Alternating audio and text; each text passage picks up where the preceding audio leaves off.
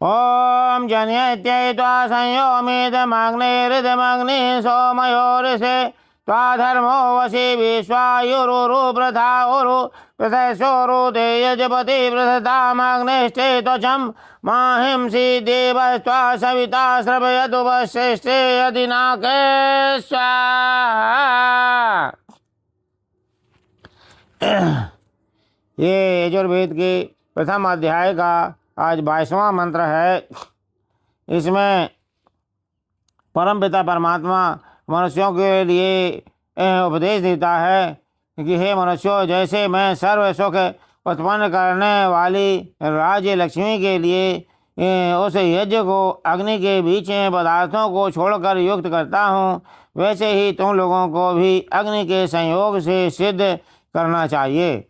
जो हम लोगों का यह संस्करण किया हुआ हवि अग्नि के बीच में छोड़ा जाता है और वह विस्तार को प्राप्त होकर अग्नि और सोम के बीच पहुंचकर अन्न आदि पदार्थों के उत्पन्न करने के लिए होता है।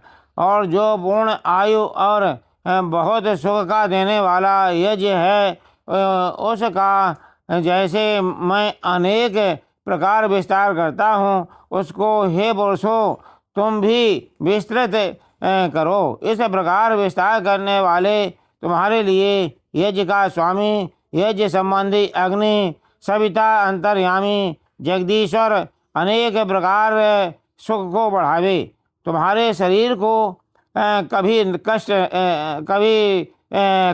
न करे, कभी नष्ट न करे, तथा वह परमेश्वर अतिशय करके वृद्धि को प्राप्त हुआ जो अत्युत्तम सुख है, उसमें तुमको सुख से युक्त करे। यह मंत्र इस मंत्र का प्रथम अर्थ हुआ।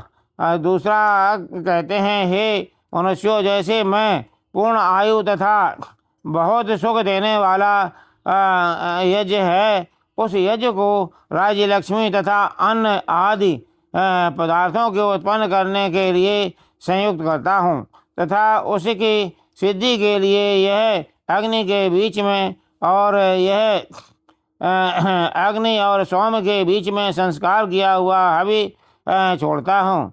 जैसे वैसे तुम भी उस यज्ञ को विस्तार को प्राप्त करो, जिस कारण यह भौतिक अग्नि तुम्हारे शरीर को रोगों से नष्ट न करे। और जैसे जगदीश्वर अंतर्यामी अतिशय करके वृद्धि को प्राप्त हुआ जो अत्यंतम सुख है, उसमें इस यज्ञ को अग्नि के बीच में परिपक्व करता है, वैसे तुम भी उस यज्ञ को परिपक्व करो। और तुम्हारे यज्ञ का स्वामी भी उस यज्ञ को विस्तार युक्त करे। मनुष्यों को इस प्रकार यज्ञ करना चाहिए कि जिससे पूर्ण लक्ष्मी, सकल आयु, अन्न आदि पदार्थ, रोग नाश और सब सुखों का विस्तार हो। उसको कभी नहीं छोड़ना चाहिए, क्योंकि उसके बिना वायु और वृष्टि जल तथा औषधियों की शुद्धि नहीं हो सकती। अगर शुद्धि के बिना किसी प्राणी को अच्छी प्रकार सुख नहीं हो सकता। इसलिए ईश्वर ने